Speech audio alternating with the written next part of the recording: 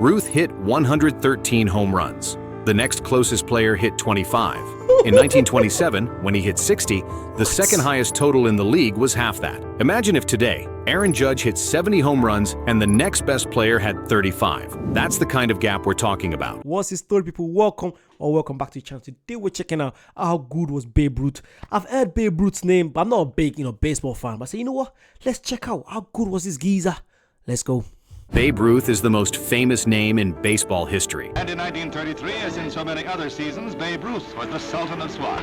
He was past his peak, but in the very first All-Star game, he came to bat with one man on. More than just a player, he became a symbol of greatness, an icon whose name is recognized even by people who have never watched a single pitch. I'm sorry. This might sound a bit offensive, but I love sports. But when I see Babe Ruth, he doesn't look like a typical athlete. I can see a bit of bare belly. Because let's be honest today when you think of an athlete, you're thinking of 6'4", 6'5", muscles. And you have this guy, probably about 5'6", 5'7". It's just not your normal athlete. That's the first thing that makes me go, what? And it's meant to be this good. But that's my first impression. Let's go. But for all the myths and legends, one question still stands. How good was Babe Ruth actually? Was he simply a larger-than-life figure in a weaker era of baseball? Or was his dominance so complete that it may never be matched again? Now, Ruth, everything's settled. You got your contract signed now, and everything is okay. I hope you're going to have a very, very successful season. Before Ruth arrived, the sport was stuck in what's known as the dead ball era. Games were slow, runs were rare, and teams relied on bunts, steals, and sacrifice plays. But Ruth changed all of that. With one swing of the bat, he turned baseball into a sport defined by power, spectacle, and excitement. His impact was so massive that it redefined the very identity of America's pastime. Ruth began his career not as a hitter, but as a pitcher for the Boston Red Sox. And not just any pitcher, he was one of the very best in the game. Over 5 seasons, he won 94 games with a 2.28 ERA, and in the postseason, he was nearly untouchable. He set a record with 29 consecutive scoreless innings in World Series play, a mark that stood for over 40 years. If Babe Ruth had retired after his time on the mound, he likely still would have been remembered as one of the greatest pitchers of his generation. But the Red Sox saw what everyone else was beginning to notice. When Ruth hit, he did things nobody else could. His power was unheard of, his swing was electric, and his bat was too valuable to keep out of the lineup.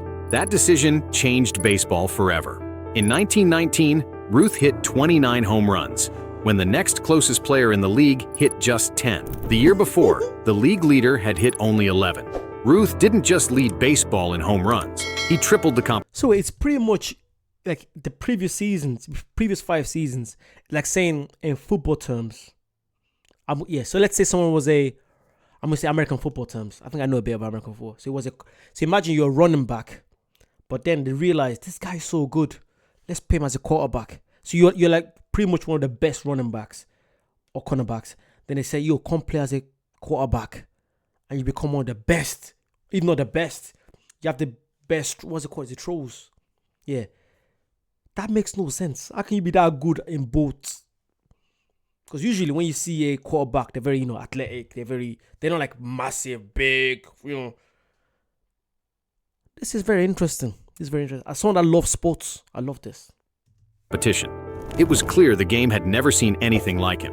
When Ruth joined the New York Yankees, his career, and the sport itself, entered a new era. In 1920, his first season in pinstripes, Ruth hit 54 home runs. Wow. To put that in perspective, no team in the American League hit more than 50. One man had out-homered entire franchises.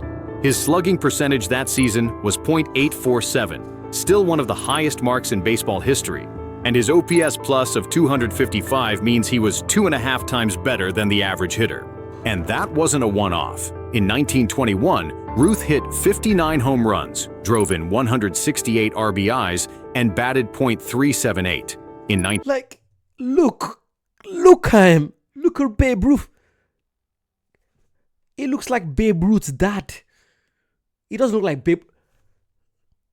That just shows you when you have talent. You just have, that's it. When you have talent, that's it. It doesn't matter how big you are, how small you are. That's just pure talent. Wow. drove in 168 RBIs, and batted .378.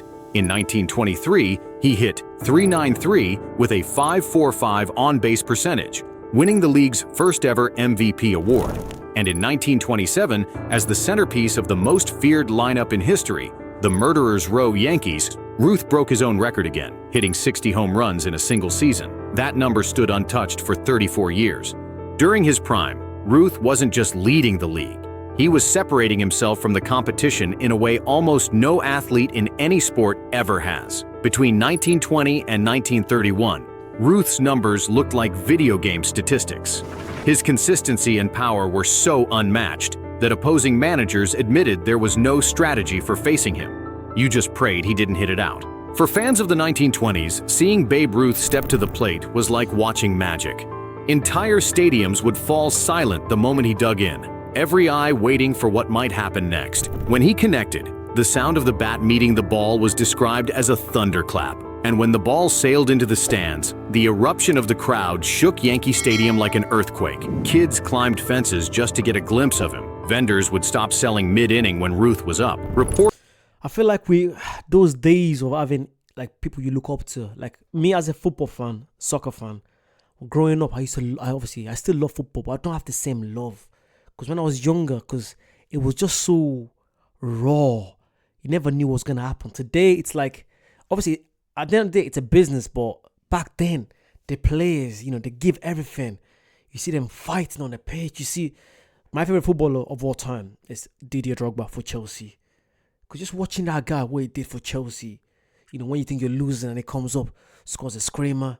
Today, it's like I feel like the players, the athletes, they get so much money so early in their career. So imagine you're like 18, 19, you're getting paid 20 million a year. That motivation is not really, unless you're like people like LeBron James, that they absolutely love the sport. So it doesn't matter how old they were when they became famous. Today, most of the football stars, they get so much money so early that if you're paying me 20 million, they feel like, why should I have to? I'm guaranteed to earn this money. So it's not the same as, fighting it out.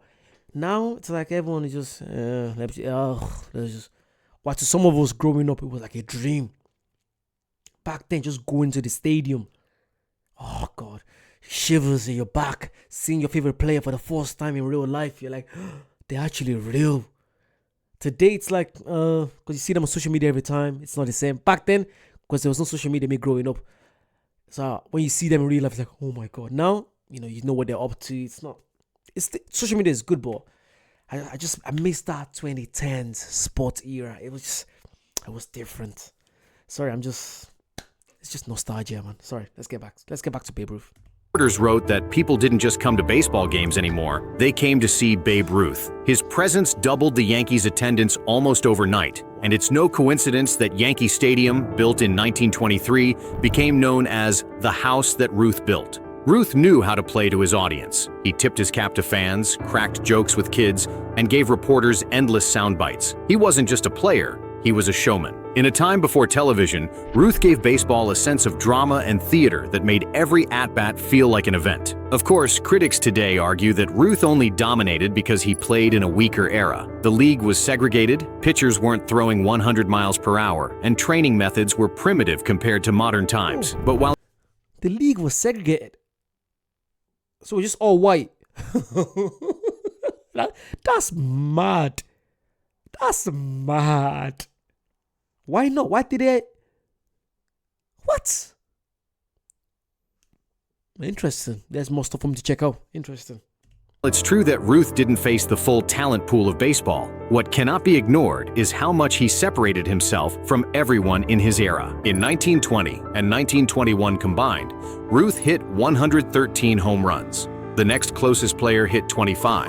In 1927, when he hit 60, the second highest total in the league was half that. Imagine if today, Aaron Judge hit 70 home runs and the next best player had 35. That's the kind of gap we're talking about. Even advanced analytics confirm it. Ruth's career OPS plus of 182 means he was 82% better than the average hitter over 22 seasons. Nobody since has maintained that level of dominance for that long. Context or not, the numbers prove that Ruth wasn't just ahead of his time. He was ahead of every time. But Babe Ruth's greatness wasn't just statistical, it was cultural. Baseball was in crisis after the 1919 Black Sox scandal, when players conspired to throw the World Series. Fans were losing faith in the game itself. And then Ruth arrived, blasting home runs that captured the imagination of the country. He didn't just save the Yankees, he saved baseball. Ruth became the first true sports celebrity. Newspapers didn't just report his stats, they put him on the front page. Radios interrupted regular programming to announce when he hit another home run. He appeared in movies, endorsed everything from cigars to soda, and became the face of the Roaring Twenties. He wasn't just bigger than baseball, he was bigger than boxing, bigger than football, bigger than sports themselves. And unlike many modern athletes, Ruth embraced it. He signed every autograph, played catch with kids, visited hospitals, and gave himself to the fans in a way few ever had. Stories of him visiting sick children and promising to hit a home run in their honor, then delivering, made him a hero to millions. For everyday people living through the Great Depression, Ruth wasn't just entertainment, he was hope. By the 1930s, Ruth's body began to slow down. He wasn't hitting 60 home runs anymore, but he was still one of the most feared hitters in baseball. Even in decline, he hit 34 home runs in 1934 at the age of 39, a total most players could never dream of. The defining moment of Ruth's later years came in the 1932 World Series against the Chicago Cubs. Heckled relentlessly from the dugout, Ruth supposedly pointed towards center field before blasting a towering home run exactly in that direction. To this day, fans debate whether he actually called his shot, but the truth almost doesn't matter. For fans, it was Babe Ruth in a nutshell: brash, confident, and unstoppable when it counted. In 1935, Ruth signed with the Boston Braves for one last season. His body was failing him, but he gave fans one final show, hitting 3 home runs in a single game at age 40. Days later, he retired with 714 career home runs, a number so large it seemed untouchable. It would take nearly 40 years before Hank Aaron finally surpassed it. Even after retirement, Ruth remained the face of baseball. In 1947, during Babe Ruth Day at Yankee Stadium, he returned to the field, weakened by cancer, his voice barely audible, but still commanding the love of the crowd. A year later, he passed away at just 53 years old. Over 75,000 fans came to Yankee Stadium to pay their respects, a final reminder of the impact he had on the game and the country. So how good was Babe Ruth actually? The numbers tell one story, the fans tell another, but together they create a legacy that feels almost mythical. He retired with 714 home runs, 2,214 RBIs, a .342 career batting average, and a 1.164 OPS. His career slugging percentage of .690 is still the highest ever. His OPS plus of 182 remains unmatched over such a long career. Even today, with all the advances in training, equipment, and scouting, nobody has consistently separated themselves from the competition the way Ruth did. But Ruth's greatness wasn't just in the numbers. It was in the way he transformed baseball from a slow pastime into America's national obsession. It was in the way he gave hope to fans during the darkest times. And it was in the way his name, more than a century later, still carries the weight of greatness. Prime Babe Ruth wasn't just untouchable, he was mythical. And when we ask how good he actually was, the answer is simple. He was better than anyone had ever seen before, and maybe better than anyone ever will again. Babe Ruth. Yeah, I feel like you can't compare different generations because like there's so many things that come into play. But in that generation, that's just how it was. This generation, you can't you can never. So when I see people saying, "Oh, the latest basketball players are better than people that that just came that were there 2030," I'm like, you had to be there to witness it. Like there's one star. The only reason I got into basketball was Steph Curry, and I'll tell you why. It was in 2016. Was it between 2015 and 2018? Is it 2015? It's either 2014 and 2018. Between them years, when the Golden State Warriors were doing madness. Steph Curry, think of it. I was in Ireland. I was in college then. I was in my first or second year of college. And all I could hear on the news was, this guy, 3 points. And I remember we used to say, what's the word that Steph Curry is a game nation? No, something like, what was it? Something nation. Dub nation? Is it Dub nation? Something like that they say for, I think Golden State Warriors says that guy made me fall in love with basketball. And I had no clue. I'm still not good at basketball, but that guy was the reason why I started watching a lot of basketball. Till today, I still think he's probably one of the best, if not the best basketball player of all time. You might argue with me, but that's just my opinion. So if someone says Babe Ruth is the best, or if someone says someone like Aaron Hernandez is meant to be unbelievable when he was playing, everyone has different. And there's a new guy now. Is it Sosha? I'm trying to keep up, man. It's tough.